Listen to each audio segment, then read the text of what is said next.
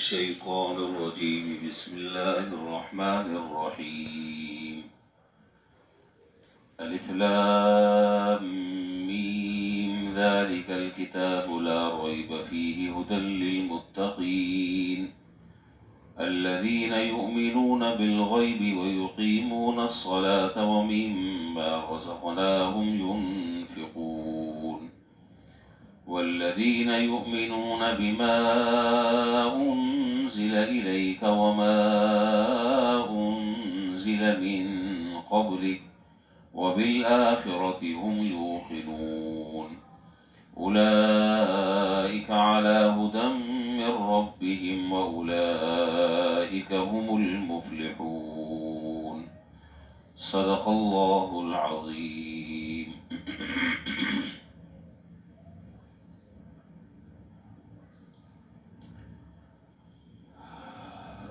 رمضان المبارک کا مہینہ شروع ہو چکا ہے اور اس کا پہلا عشرہ چل رہا ہے. جب رمضان المبارک کا ذکر آتا ہے تو ساتھ ساتھ قرآن کریم کا ذکر بھی آتا ہے، تو گویا کہ رمضان اور قرآن یہ دونوں آپس میں باہم لازم اور ملزوم ہیں. ایک کا تصور دوسرے کے بغیر اور دوسرے کا تصور پہلے کے بغیر نہیں ہو سکتا.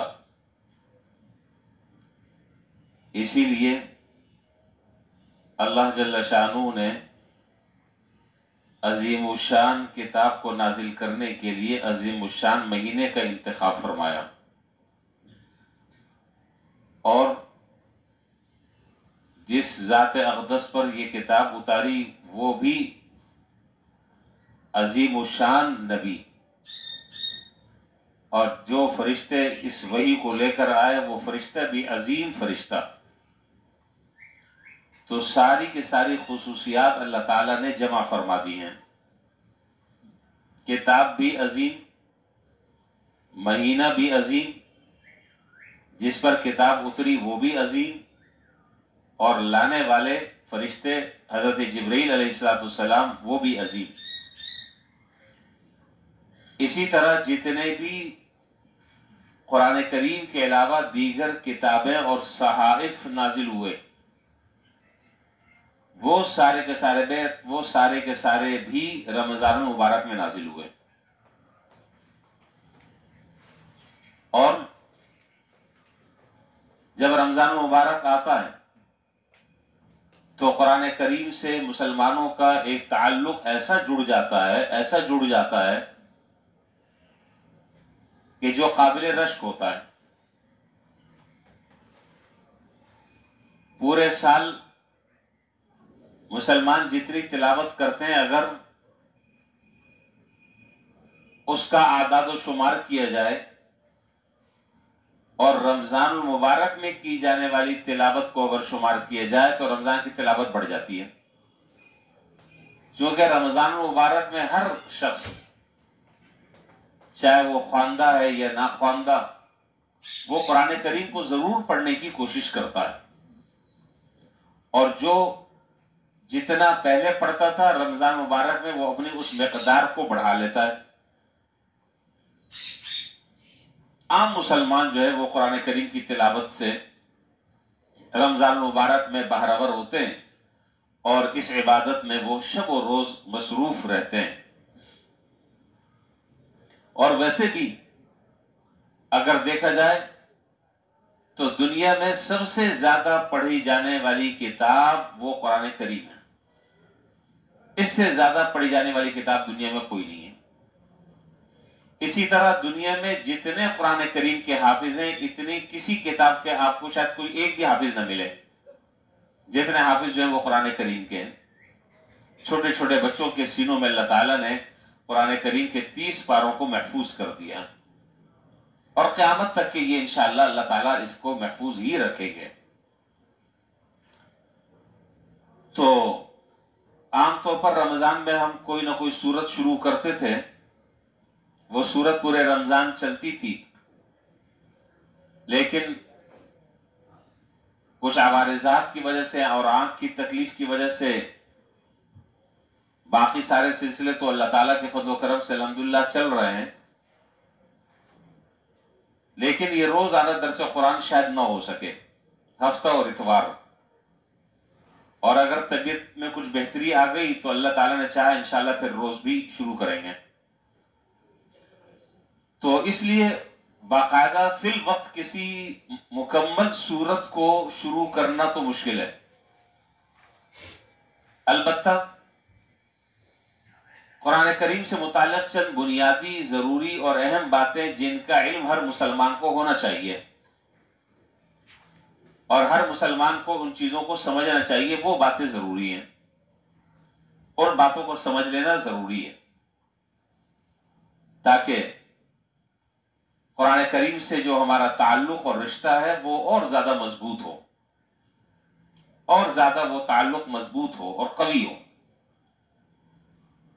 چنانچہ سب سے پہلی بات جو آج ذکر کرنی ہے وہ یہ کہ ہم ہر مسلمان جو ہے وہ آپ نے دیکھا ہوگا قرآن کریم پڑھتا ہے، کوئی ایک رکوع پڑھتا ہے، کوئی ایک پاؤ پڑھتا ہے، کوئی زیادہ پڑھتا ہے، کوئی 10 پارے پڑھتا ہے، کوئی 20 پارے پڑھتا ہے، کوئی اللہ کا بندہ ہے ایک رات میں قرآن ختم کرتا ہے۔ تو ہر ایک کے اپنے اپنے مزاج کے اعتبار سے ہر آدمی کی ترتیب اپنی الگ الگ ہے۔ دنیا میں مختلف لوگ جو قرآن کریم کی تلاوت کرتے ہیں اور قرآن کریم کو پڑھتے ہیں ان کے مختلف مقاصد ہوتے ہیں۔ ذرا سا ان مقاصد کی طرف ایک نظر ہمیں ڈالنی چاہیے، اور پھر ہم نے قرآن کریم سے پوچھنا چاہیے کہ اس قرآن کریم کے نزول کا کیا مقصد ہے۔ دنیا میں قرآن کریم کو مختلف مقاصد کے لیے لوگ پڑھتے ہیں، ہر زمانے میں پڑھتے رہے، اس زمانے میں بھی پڑھتے ہیں، آئندہ بھی پڑھتے رہیں گے۔ پہلے ان میں مقاصد کو آپ کے سامنے میں ذکر کر دیتا ہوں، پھر اپنی اصل جو بات ہے وہ انشاءاللہ میں ذکر کروں گا۔ سب سے پہلا مقصد قرآن کریم کی تلاوت کا عام طور پر وہ یہ ہوتا ہے، میں نے جیسا کہ عرض کیا کہ مختلف لوگ ہیں، ان کی مختلف نیتیں۔ تو ایک نیت یہ ہوتی ہے کہ چونکہ ہم مسلمان ہیں اور ہر عاقل اور بالغ مسلمان پر نماز فرض ہے، چاہے وہ مرد ہو چاہے وہ عورت ہو، اگر وہ بالغ ہے تو اس کے اوپر 5 وقت کی نمازیں اللہ تعالیٰ نے فرض فرمائی ہیں۔ تو نماز چونکہ فرض ہے، اس لیے جب نماز فرض ہے تو نماز میں قرآن کریم کی تلاوت بھی فرض ہے۔ یہ بات ہر مسلمان جانتا ہے کہ قرآن کریم کی تلاوت کے بغیر نماز نہیں ہو سکتی۔ تو ہر مسلمان جو ہے وہ قرآن کریم کی تلاوت کو پڑھنا ضروری سمجھتا ہے، اس لیے ہم تھوڑا بہت قرآن کریم کو یاد بھی کر لیتے ہیں، کچھ صورتیں یاد کر لیتے ہیں اور اس کو ہم نماز میں پڑھتے رہتے ہیں۔ بعض لوگوں کو کچھ صورتیں یاد ہوتی ہیں، وہ اس کو مسلسل بار بار پڑھتے ہیں۔ یہ طریقہ جو ہے وہ یہ سنت سے قریب طریقہ نہیں ہے، اگرچہ نماز تو ہو جاتی ہے۔ مثال کے طور پر ایک آدمی کو 5 صورتیں یاد ہے، وہی 5 صورتیں پوری زندگی پڑھ رہا ہے، میں یہ نہیں کہہ رہا کہ نماز نہیں ہوتی، نماز ہو جاتی ہے، لیکن یہ سنت کے خلاف ترتیب ہے۔ اس لیے میں نے اس پہلو پر غور کیا تو بات سمجھ میں یہ آئی کہ کم از کم ہر مسلمان کو قرآن کریم کا جو آخری پارہ ہے اس کا نصف آخر، یعنی اما پارے کا جو آخری آدھا پارہ ہے، وہ آخری آدھا پارہ ہر مسلمان مرد اور عورت کو زبانی یاد کر لینا چاہیے تاکہ اس کی نماز جو ہے وہ سنت کے مطابق ہو سکے۔ آپ نے دیکھا ہوگا کہ جو آخری سورت آخری آدھا پارہ ہے اس میں صورتیں کچھ بڑی ہیں، کچھ چھوٹی ہیں، پھر کچھ اور چھوٹی ہیں، پھر اس سے زیادہ چھوٹی ہیں، ایک آیت کی بھی ایک صورت ہے۔ تو ہم میں سے ہر آدمی کو کم از کم پہلے درجے میں اس بات کی کوشش کرنی چاہیے اور اس بات کا اہتمام کرنا چاہیے کہ اما پارے کا آخری آدھا وہ ہمیں زبانی یاد ہونا چاہیے، اور اس کو یاد کرنے کے لیے یہ موسم اور یہ موقع اور یہ مہینہ بہترین موقع ہے. اس سے بہترین موقع کوئی اور شاید سال میں نہ آئے. تلاوت تو ویسے ہی کرتے ہیں، ہر آدمی کرتا ہے، جو نہیں کرنے والا ہوتا ہے وہ بھی تلاوت کرتا ہے. تو کیوں نہ ہم رمضان مبارک میں اس آدھے پارے کو زبانی یاد کر لیں. بہت ساری چیزیں جو ہے وہ ہم یاد کرتے رہتے ہیں، دماغ میں بیٹھ جاتی ہیں، تو قرآن کریم کو یاد کر لیں تو یاد ہو سکتا ہے. صرف مسئلہ اتنا سا ہے کہ ہمارے اندر ذوق اور شوق پیدا ہو جائے، ہمارے اندر جو ہے وہ قرآن کریم کو یاد کرنے کی فکر پیدا ہو جائے. یاد ہو سکتا ہے، کوئی ایسا مسئلہ نہیں ہے، کوئی ایسا معمہ نہیں ہے کہ جو یاد نہ ہو. بہت ساری چیزیں دماغ میں ہمارے بیٹھ جاتی ہیں اور یاد رہتی ہیں، تو قرآن کریم بھی یاد ہو سکتا ہے.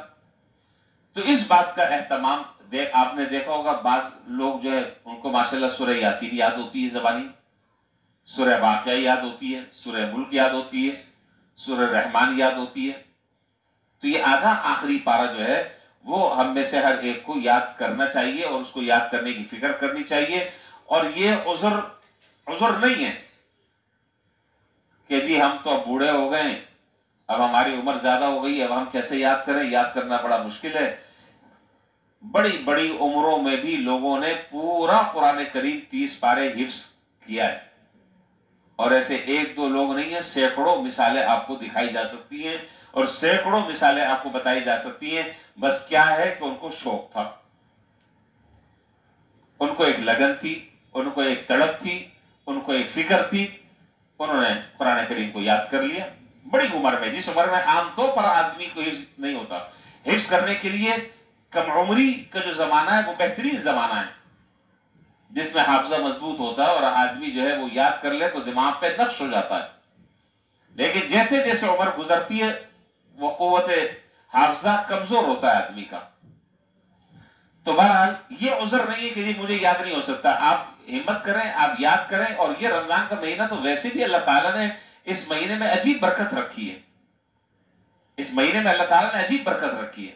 آدمی ذرا سی ہمت کر لے اور ارادہ کر لے تو انشاءاللہ یاد کر لیں، یاد ہو سکتا ہے.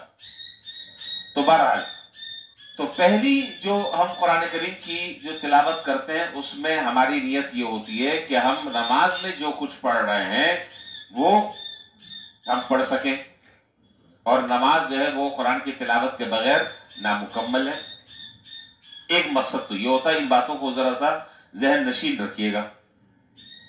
دوسرا مقصد قرآن کریم کی تلاوت سے ہوتا ہے ثواب حاصل کرنا اور اجر حاصل کرنا. آپ نے دیکھا ہوگا برکت حاصل کرنا.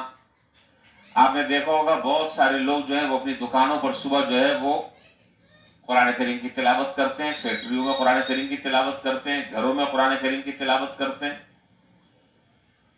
اللہ تعالیٰ اس نیت سے کرتے ہیں تاکہ اللہ تعالیٰ جو ہے وہ اس پر اجر اور ثواب عطا فرمائے، نیکی عطا فرمائے. اور بلا شبہ اللہ تعالیٰ قرآن کریم کے پڑھنے پر اجر اور ثواب عطا فرماتے ہیں، اور ایک ایک حرف پر اللہ تعالیٰ 10 نیکی عطا فرماتے ہیں. اور نماز کے علاوہ پڑھا جائے تو الگ ثواب ہے، نماز میں پڑھا جائے تو الگ ثواب ہے، نماز میں کھڑے ہو کر پڑھا جائے تو اس کا ثواب سب سے زیادہ ہے، نماز میں بیٹھ کر پڑھا جائے تو اس کا ثواب الگ ہے. رمضان میں اگر پڑھا جائے نماز کی حالت میں اس کا ثواب الگ ہے، بیٹھ کر پڑھا جائے رمضان کی حالت میں اس کا ثواب الگ ہے. تو مختلف کیٹیگری ہیں، مختلف درجات ہیں. تو ثواب حاصل کرنے کی نیت سے آدمی قرآن کریم کو پڑھتا ہے، ایک حرف پر 10 نیکی کا ثواب کا اللہ تعالیٰ نے وعدہ فرمایا. اور قرآن کریم میں ہے کہ من جاء بالحسنۃ فلہ عشر امثالها، جو آدمی ایک نیکی کرتا ہے اللہ تعالیٰ اس کو 10 گنا بڑھا دیتے ہیں. یہ 10 گنا نیکی کا جو ثواب ہے یہ کم سے کم درجہ بیان کیا ہے، کم سے کم درجہ بیان کیا ہے نیکی کا 10 گنا. اور زیادہ کی کوئی حد نہیں ہے. اللہ تعالیٰ قادر مطلق ہے. ایک آیت ایک حرف کے پڑھنے پر اللہ تعالیٰ 1,00,000 ثواب بھی عطا فرما سکتے ہیں، 1 کروڑ ثواب بھی عطا فرما سکتے ہیں، 1 ارب ثواب بھی ایک حرف پر اللہ تعالیٰ عطا فرما سکتے ہیں، اس لیے کہ اس کے پاس جو خزانہ ہے اس خزانے میں کسی چیز کی کمی نہیں ہے۔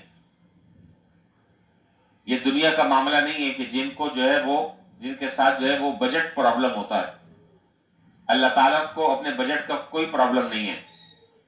یہ دنیا کے جو ادارے ہیں انہیں بجٹ کا مسئلہ ہوتا ہے کہ اگر ہم نے زیادہ خرچ کر دیا تو پھر ہمارا بجٹ اس کی اجازت نہیں دیتا۔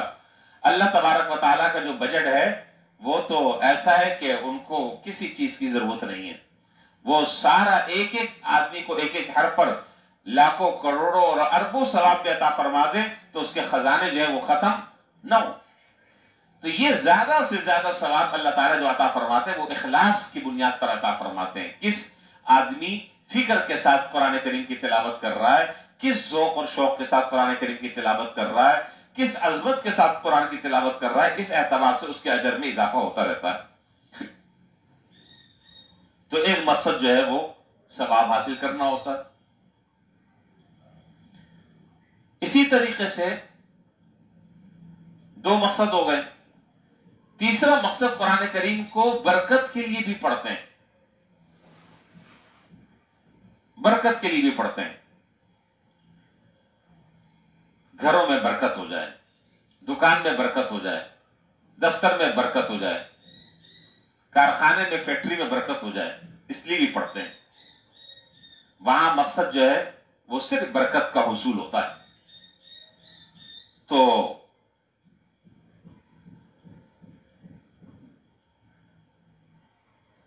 عام طور پر جو بات ہمارے سامنے آتی ہے وہ یہ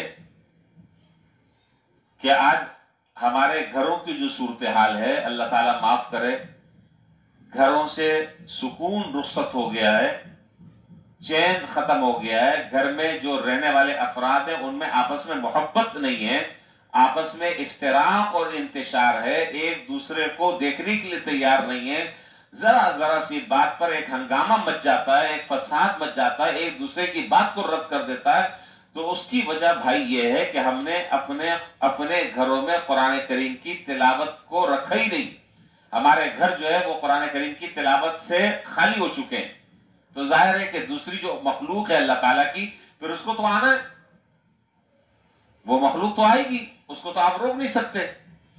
اسی لیے حدیث میں جناب نبی کریم صلی اللہ علیہ وسلم نے ارشاد فرمایا کہ صلوا فی بیوتکم ولا تجعلوها قبورا، دیکھو تم اپنے گھروں میں نماز کا کوئی حصہ بھی مقرر کر لو اور اپنے گھروں کو قبرستان مت بناؤ، اس لیے کہ نماز پڑھنے سے گھر میں برکت ہوتی ہے، قرآن کریم کی تلاوت کرنے سے گھر میں برکت ہوتی ہے، اور اس برکت سے گھر کے جتنے بھی افراد ہیں جو گھر میں رہ رہے ہیں وہ سارے کے سارے مستفید ہوتے ہیں۔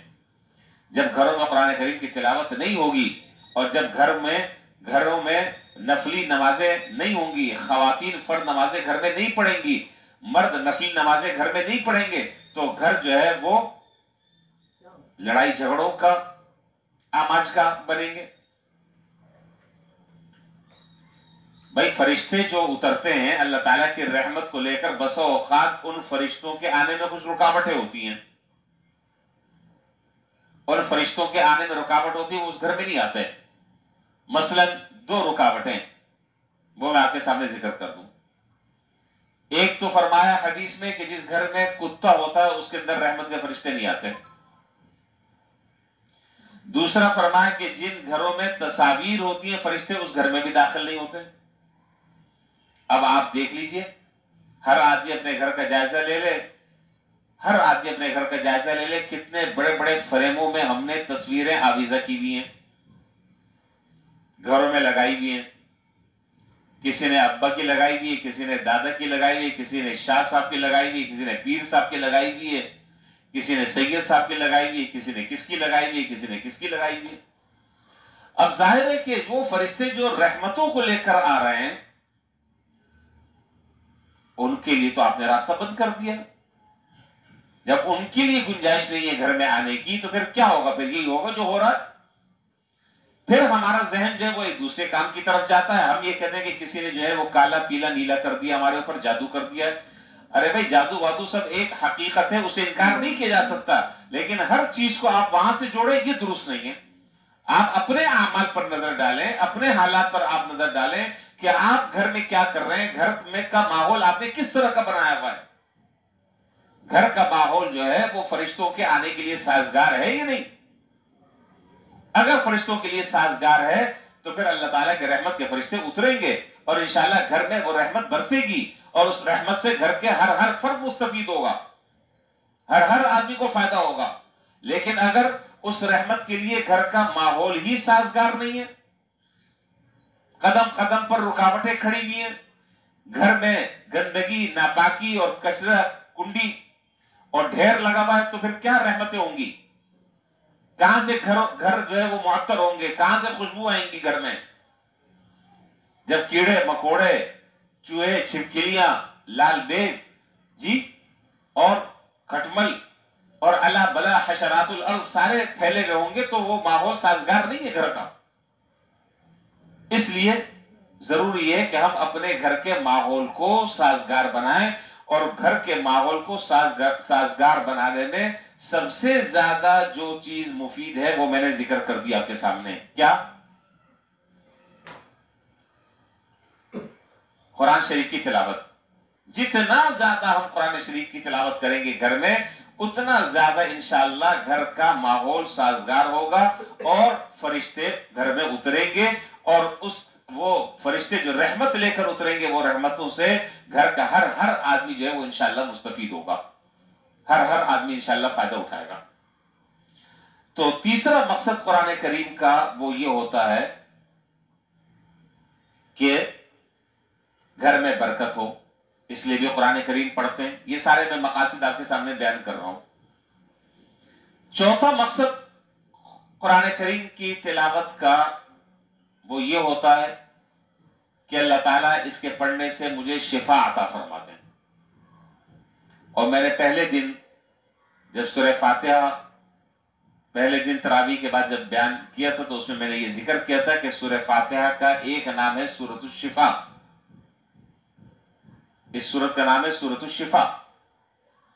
تو یہ قرآن کریم جو ہے واقعی شفا ہے، یہ ظاہری بیماروں کے لیے، ظاہری بیماریوں کے لیے بھی شفا ہے، اور روحانی بیماریوں سے بھی اللہ تعالیٰ نے اس کے اندر شفا رکھی ہے۔ اور ایسی شفا ہے کہ کسی اور چیز میں ایسی شفا نہیں ہے۔ صرف شرط یہ ہے کہ ہمارا یہ ایمان اور یقین بن جائے، ہمارا ایمان یقین بن جائے کہ واقعی قرآن کریم جو ہے وہ باعث شفا ہے۔ چنانچہ خود قرآن کریم میں اللہ تعالیٰ نے یہ بات ارشاد فرمائی، قد جاءتکم موعظۃ من ربکم وشفاء لما فی الصدور وہدی ورحمۃ للمؤمنین۔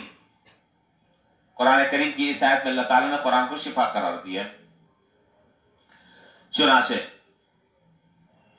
حضرت ابو سعید خدری رضی اللہ تعالیٰ عنہ، بخاری شریف میں واقع ہے، حضرت ابو سعید خدری رضی اللہ تعالیٰ عنہ اپنا واقعہ بیان کرتے کہ ایک مرتبہ ایسا ہوا کہ میں سفر پر تھا، ایک گاؤں کے پاس سے جب ہم گزرے تو ہم نے ان سے کہا کہ بھئی ہم مہمان ہیں۔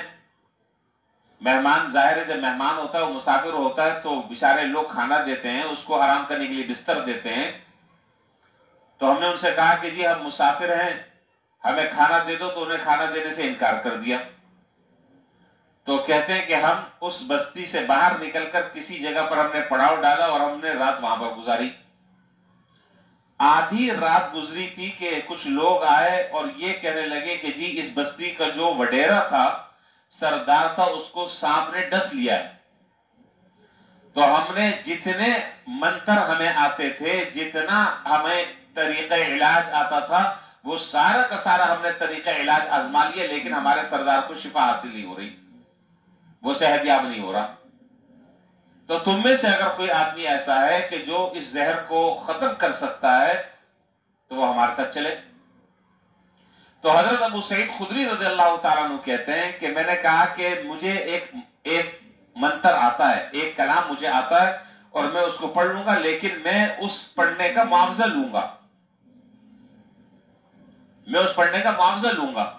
اور کہتے ہیں کہ اصل میں میرے ذہن میں یہ بات پہلے سے بیٹھی ہوئی تھی کہ چونکہ انہوں نے ہماری مہمان نوازی سے انکار کر دیا تھا، اب میں ان کو مزہ چکھاتا ہوں۔ اگر مہمان نوازی کر لیتے تو شاید وہ مفت میں یہ کام کر لیتے۔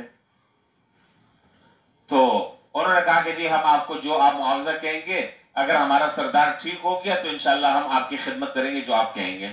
کہا کہ مجھے لے کے چلو۔ چنانچہ یہ گئے اور جا کر اس پر سورہ فاتحہ پڑھی اور پڑھ کر دم کر دیا، اللہ تبارک و تعالیٰ کا کرنا ایسا ہوا کہ وہ جتنا زہر تھا وہ سارا کا سارا زہر جو ہے وہ ختم ہو گیا اور سردار جو ہے وہ صحت یاب ہو گیا۔ انہوں نے 30 بکریوں کا ایک ریوڑ حضرت ابو سعید خدری رضی اللہ تعالیٰ عنہ کے حوالے کر دیا، انہوں نے لے لیا۔ جب صبح ہوئی تو دل میں یہ خیال پیدا ہوا کہ یہ تو میں نے دم کر کر اجرت لی ہے، پتہ نہیں میرے لیے جائز بھی ہے یا نہیں، یہ میرے لیے لینا صحیح بھی ہے یا نہیں۔ تو انہوں نے کہا کہ اچھا میں حضور صلی اللہ علیہ وسلم سے پوچھوں گا، آپ جیسا فرمائیں گے انشاءاللہ میں ویسے ہی کروں گا۔ چنانچہ یہ جناب نبی کریم صلی اللہ علیہ وسلم کی خدمت میں حاضر ہوئے اور حضرت کے سامنے پوری بات رکھی، اور آپ نے دل لگی کے طور پر اور مذاق کے طور پر آپ نے فرمایا کہ بھئی میرا بھی حصہ رکھنا اس میں۔ حضور صلی اللہ علیہ وسلم نے بطور مذاق کے فرمایا کہ بھئی ہمارا بھی اس کے اندر حصہ رکھنا۔ اس سے اشارہ اس بات کی طرف کر دیا کہ نہیں، یہ لینا تمہارے لیے جائز ہے، یہ لینا تمہارے لیے جائز ہے۔ تو پھر باتوں باتوں میں جناب نبی کریم صلی اللہ علیہ وسلم نے حضرت ابو سعید خدری رضی اللہ تعالیٰ عنہ سے پوچھا کہ اچھا یہ بتاؤ کہ یہ جو تم نے سورہ فاتحہ پڑھ کر دم کیا تھا، تمہیں کیسے پتا کہ اس سورہ فاتحہ میں شفا ہے؟ انہوں نے 2 باتیں ارشاد فرمائی۔ ایک بات تو یہ ارشاد فرمائی کہ اللہ کے رسول جب یہ لوگ الٹے سیدھے انتر منتر پڑھتے ہیں جس کے اندر شرکیت کلمات ہوتے ہیں، جب اس سے شفا ہو جاتی ہے تو میرے رب کا جو قرآن ہے اس سے شفا کیوں نہ ہو، اس سے شفا کیوں نہ ہو، وہ تو سراپا شفا ہے، اس سے تو سراپا فائدہ ہوتا ہے۔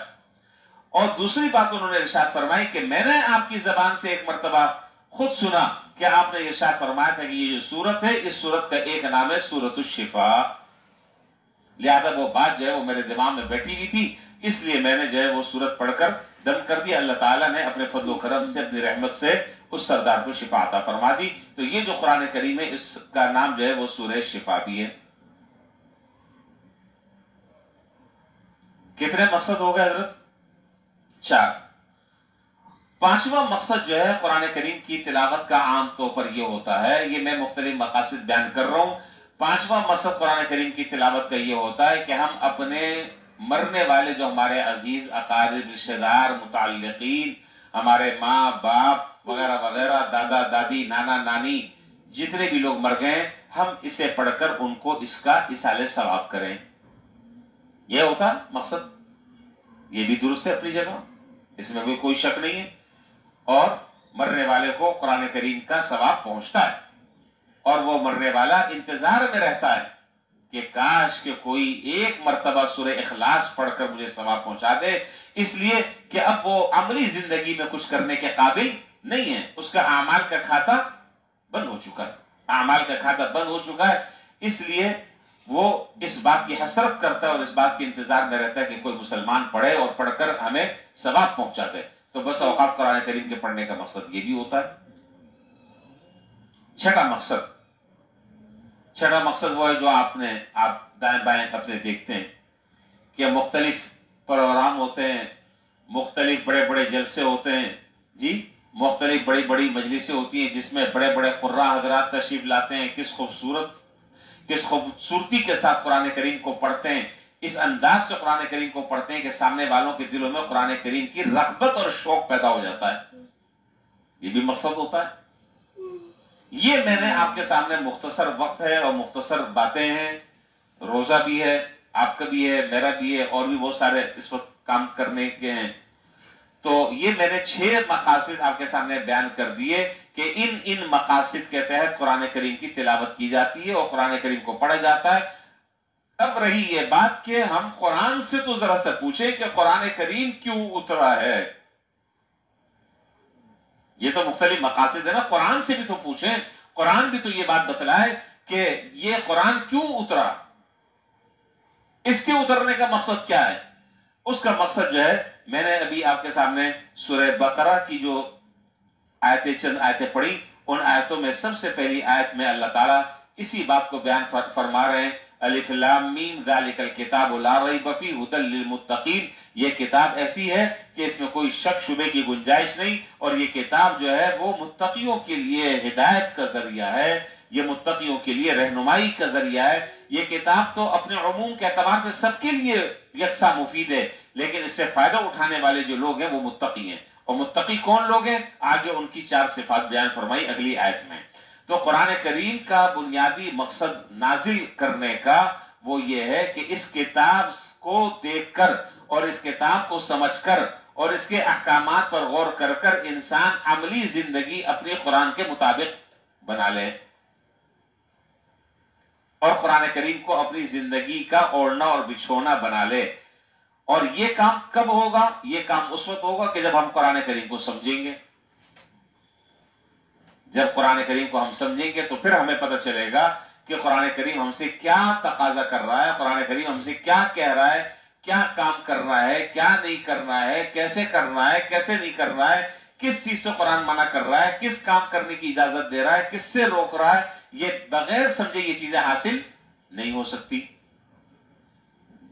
تو قرآن کریم کے اللہ تعالیٰ نے نازل کرنے کے جو مقاصد بیان کیے وہ مقاصد کئی سارے ہیں۔ ان میں سب سے پہلا مقصد ہے قرآن کریم کی تلاوت۔ یہ خود مقصود ہے، بذات خود یہ مقصود ہے قرآن کریم کی تلاوت۔ اور دوسرا مقصد ہے قرآن کریم کو سمجھ کر پڑھنا۔ قرآن کریم کو سمجھ کر پڑھنا، اگرچہ قرآن کریم کو بغیر سمجھے بھی اگر پڑھا جائے تو وہ بھی فائدے سے خالی نہیں۔ اس پر انشاءاللہ پھر ہم کل بات کریں گے انشاءاللہ۔ آج تو بات صرف اتنی ہو گئی کہ قرآن کریم کو لوگ مختلف مقاصد کے لیے پڑھتے ہیں۔ ان 6 مقصد کو میں نے آپ کے سامنے مختصر سا بیان کر دیا، اور قرآن کریم اپنے نزول کا مقصد خود بیان کر رہا ہے۔ وہ بیان یہ کر رہا ہے کہ ھدی للمتقین، یہ کتاب جو ہے وہ متقیوں کے لیے باعث ہدایت ہے، باعث نجات ہے۔ اگر اس قرآن کریم کو دیکھ کر اگر آدمی اپنی زندگی کو بہتر بنانے کی کوشش کرنا چاہے تو کوشش کر سکتا ہے، بہتر بنا سکتا ہے۔ اس کے اندر سارے موٹے موٹے اصول اور ضابطے اس کتاب کے اندر موجود ہیں، کیا کام کرنا ہے، کیا نہیں کرنا ہے، کس طرح کرنا ہے، کس طرح نہیں کرنا ہے، وغیرہ وغیرہ۔ یہ ساری باتیں اس قرآن کے اندر اللہ تعالیٰ نے بیان کی ہیں۔ اس پر انشاءاللہ پھر ہم بات کل کریں گے۔ اللہ تعالیٰ ہمیں قرآن کریم کو صحیح طریقے سے سمجھنے کی، اس کی تلاوت کرنے کی، اس کو سمجھنے کی، اس کے مطابق عمل کرنے کی، اور آگے دوسروں تک کے اس قرآن کریم کے پیغام کو پہنچانے کی اللہ تعالیٰ ہمیں توفیق عطا فرمائے، اور ہمیں اپنے گھروں کو قرآن کریم کی تلاوت سے آباد کرنے کی اللہ تعالیٰ ہمیں توفیق نصیب فرمائے۔ وآخر دعوانا الحمدللہ رب العالمین۔ اللہم